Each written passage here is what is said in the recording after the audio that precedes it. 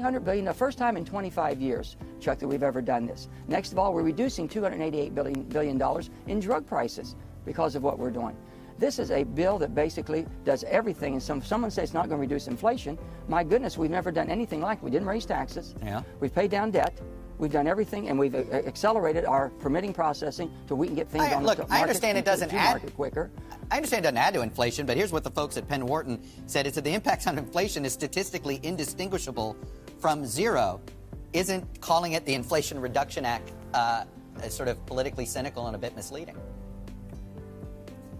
Not at all. If you're producing more and have more demand, more supply, and that supply drives basically satisfies demand, and then the prices come down because there's more people shopping for the products, that's capitalism. Yeah. That's who we are. We haven't done that. If we're able to bring things to market quicker, they're not looking at the long game at all. But you know, yeah. Chuck, you talk to different economists, they all have a different opinion.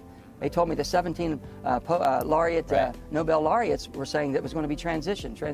And you know what? It wasn't transitory, it was permanent. We have a serious problem in inflation, and we've got to defeat it. Are you convinced that Senator Sinema is going to support this bill?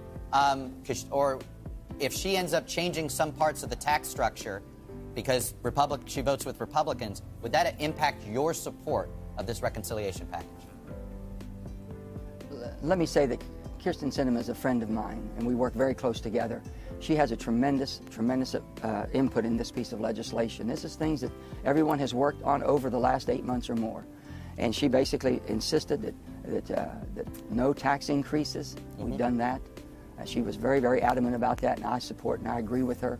She was also very instrumental in making sure that we had drug prices that Medicare could compete on certain drugs to bring it down so that there wouldn't be an impact on individuals on Medicare across. She's done all of this, so she has a tremendous amount of input in this piece of legislation, and I would like to think she would be favorable towards it. But there was a new Social Security update. Millions of seniors and retirees are expected to receive a direct payment worth thousands of dollars. The Social Security Administration has released a new schedule including new deposit dates.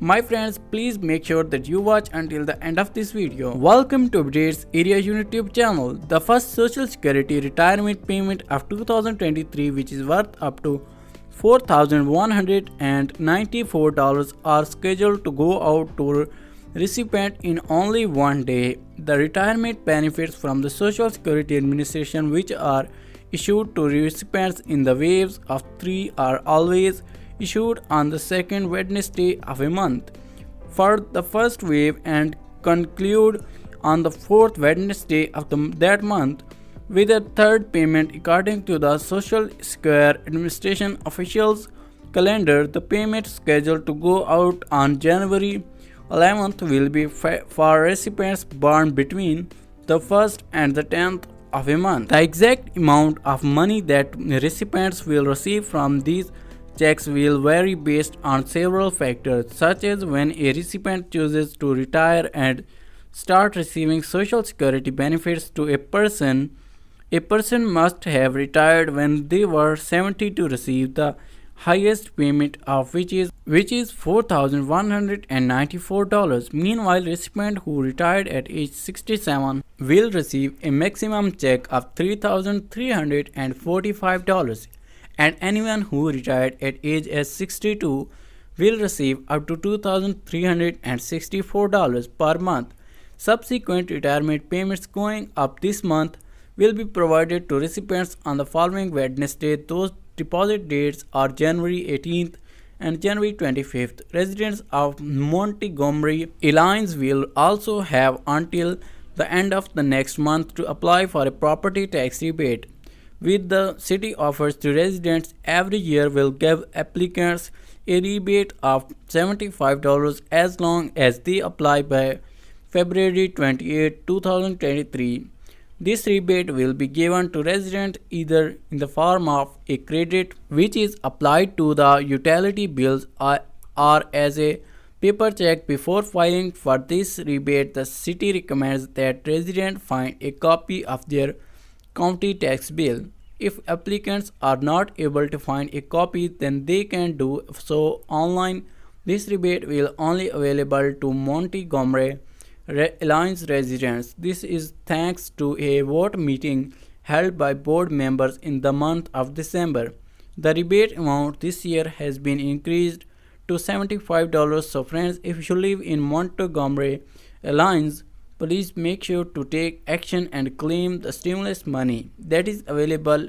Hyperinflation of the early 1980s provided a blueprint for the Fed's action today. To cool an overheated economy, the Fed raises interest rates. The tightness money supply that causes economic contraction, which finally breaks the back of inflation, but at the cost of a recession. That is how it went back then, and today's Fed is on the same path towards what many consider to be inevitable economic downturn. Forbes News predicted a storm will arrive at end of 2023. It is known that history shows a one-year time lag between changes in monetary policy and real-world economic impact of those changes. Others predict a recession will arrive earlier, around mid-year, but one way or the other, there is a solid consensus that 2023 will bring economic turmoil. A 2023 downturn will likely play out much differently than the 2008 recession, and getting through it will require different plans and preparations. During the Great Recession, unemployment peaked at 10% in 2009, and this December 2022 jobs report showed that the seemingly invincible employment market continues to power through despite inflation, bear stock, and a cooling housing market. But if there is a recession, unemployment will surely rise. The US economy added 223,000 jobs in December, which is slower than the previous month but still robust, while the unemployment rate edged lower to 3.5%. Figures from the Bureau of Labor Statistics were generally in the line expectation as economists look for signs that the Federal Reserve aggressive interest rate hikes meant to curb inflation will slow the broader economy and the job market. The Bureau of Labor Statistics said that there were significant gains in the construction, leisure and hospitality, healthcare and social assistance. Mark Zandi, the chief economist at Moody's Analytics, has recently told Yahoo News the job market is cooling, but this pace it won't be until later this year. So that was the today's update, and what's your thoughts on this? Please let me know in the comment section. I will see you in the next one. Bye bye.